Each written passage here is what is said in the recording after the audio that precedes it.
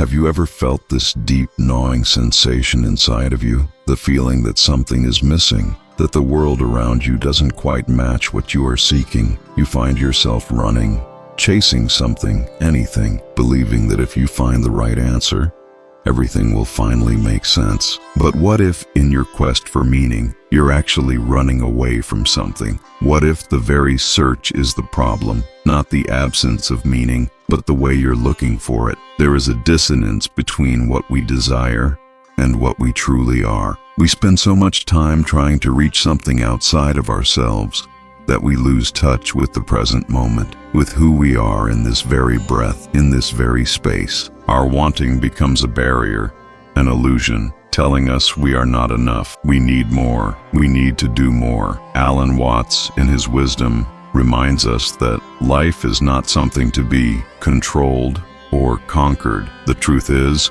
the more we strive to dominate life, the further we distance ourselves from its natural flow. Freedom is not in conquering life, but in surrendering to it, allowing it to unfold rather than forcing it. What if the very essence of existence lies in the simple act of being? We live in a world that prizes constant action, perpetual movement, and relentless achievement. But what if the greatest mistake we make is constantly trying to achieve some future state, when the answer is already here, right in the present moment, in the very act of being? Carl Jung once said, "Those who look outside dream, those who look inside awake." Our frantic search for meaning in the external world often leads us away from a deeper discovery already within us. Life is full of promises, isn't it? The promise of a better future, a transformed reality, all within your reach if you just know how to manifest it. But what do we really know about this? What is manifestation, truly? At times, we're told that all it takes is to think, to wish,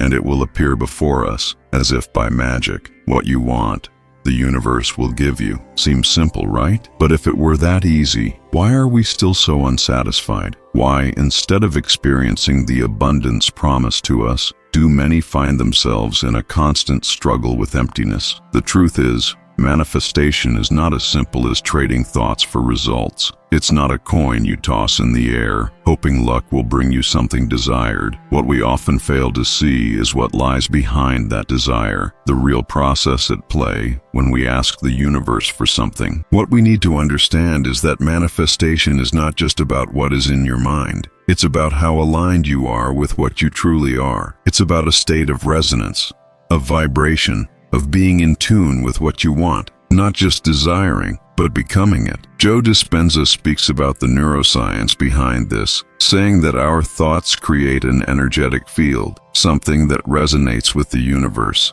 It's not enough to simply want. You must also be prepared to receive. You must align with what you desire. Otherwise, you're not moving in the right direction. You're only attracting more of what you already know. True manifestation is not about striving. It's about allowing the energy to align, without resistance, without fear. Yet we continue to live with the belief in scarcity of time, of love, of resources. And it's precisely this scarcity that blocks manifestation. How can the universe give you something when your perception is limited? When you live in the belief that you never have enough, you create a barrier. When you feel you are never enough, you are rejecting what is all around you. You are fighting against the current of life, but life does not move against you. It flows with you when you let it, when you accept the present, without forcing, without running after it. And so true manifestation is not what comes from the outside. It's not what the universe brings to you. It's what you are in the moment you stop fighting. But what if I told you that the secret is not in doing, but in non-doing? That what you are searching for, what you desire to manifest, doesn't come from your hurry, doesn't come from your struggle, but from your silence. Non-doing is a radical idea, isn't it? We live in a world that celebrates action, achievement, constant movement. We are conditioned to believe that we will only be worthy of achieving something if we are incessantly striving. But Alan Watts reminds us that true freedom lies in letting go of the impulse to control. He challenges us to ask, what if the key to manifestation is non-doing, letting things be, flowing with what is? It sounds contradictory, But in truth, non-doing is the deepest form of doing. By releasing the pressure, by letting go of the need for control, you create space for what is necessary to reveal itself to you. The emptiness you fear is, in fact, a fertile space, a space of possibility. But for it to manifest, you must stop filling that space with anxiety, with haste, with the need for everything to happen now. Silence, non-doing, is an act of trust in life. It's when you let go of the reins and allow the universe to take the lead. And so, the paradox of action and inaction is simple. Acting without attachment to the result. It's as if you let things unfold without interfering. It's not passivity, but a conscious surrender. True manifestation happens when you allow yourself, without hurry, without the need to control every step. This, in itself, creates alignment that is more powerful than any effort. William James reminds us that the state of non-doing is not inactivity, but the deepest form of action, because it is where our essence meets us. In the silence, you find what cannot be forced, but only lived. And it's in that state of stillness that you truly begin to perceive the synchronicity between who you are and what the universe offers. Do you feel you must control your life? That if you don't take the reins, chaos will take over? That fear of emptiness, of uncertainty, is what keeps us from fully living. The desire for control is, in fact, an illusion. The more you try to control, the more life slips through your fingers. The more you cling to the need for security, the further you move away from true freedom. Neuroscience shows us that the act of resisting life activates our stress system. The brain, constantly on alert, cannot find peace, and it is peace that you need to create. When your mind is in panic, you create resistance, and resistance blocks manifestation. The more you fight,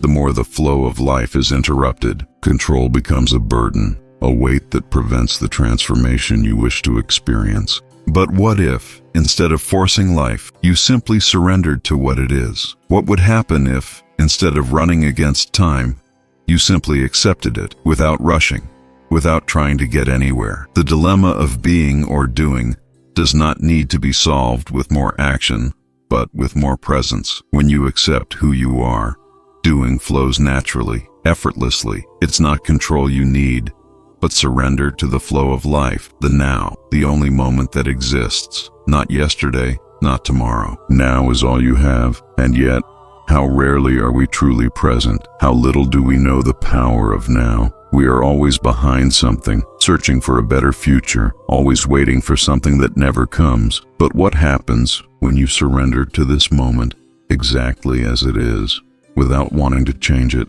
without wishing for more? Presence in the now is the key to true manifestation. Alan Watts teaches us that the future does not exist yet, and the past is already gone. All that is this moment, and in the moment, life manifests. What you desire is already here, but you cannot see it. You are caught in the chains of the future, in expectations, in projections. But when you surrender to the moment, to what is, without resistance, you find harmony. You are no longer searching, you are living. Taoism, with its silent wisdom, teaches us about the flow of water. Water doesn't resist, it flows, and so does life. When you stop fighting against it, it flows through you, with you. The act of not interfering, of not trying to mold it, allows it to manifest naturally. The now is the river's water, and you are the river. Manifestation begins within you. It is not in what you have, in what you can control.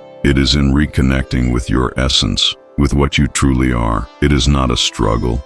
It is not an effort. It is a surrender. Instead of searching outwardly, you look inward, you stop, you feel, and in the silence, everything is revealed. Daisetsu Teitaro Suzuki, with his profound view of Zen, teaches us that true wisdom comes when we abandon the idea of control. When we let the mind quiet, the universe reveals itself, not by force, but